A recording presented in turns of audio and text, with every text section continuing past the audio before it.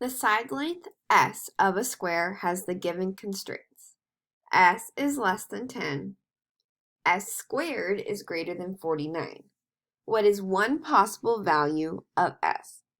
So when it says has the given constraints, it just means we need to pick a value of S that makes both of these inequalities true. So the number that we pick for S has to be less than 10.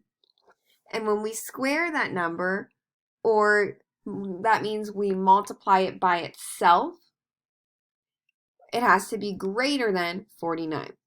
So how we're going to start is we're going to look at numbers that are less than 10. So I would start with 9.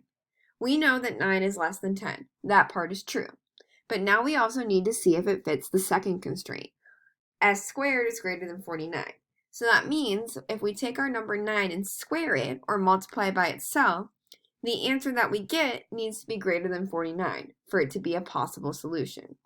So when we do 9 squared, remember 9 squared or squaring a number is multiplying it by itself.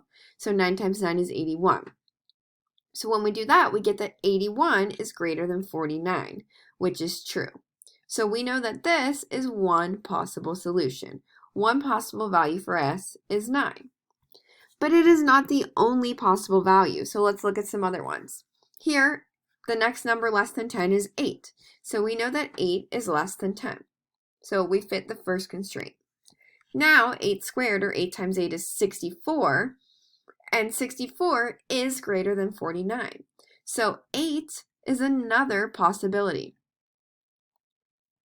Let's check the next number. So 7. We know that 7 is less than 10.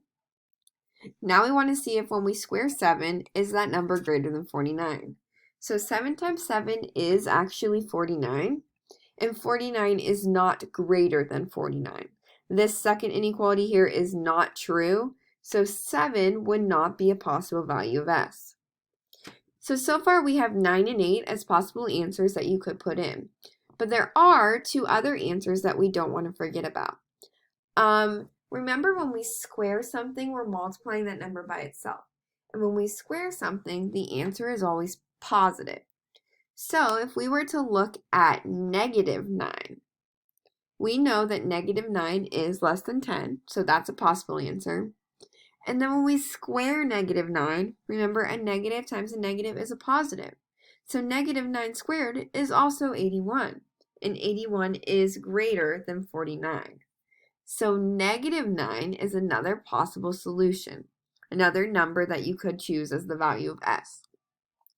And then the same works for negative 8. So if we look at negative 8, we know that negative 8 is less than 10.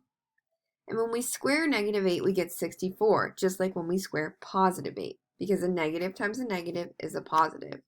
64 is greater than 49, so negative 8 is another possible solution.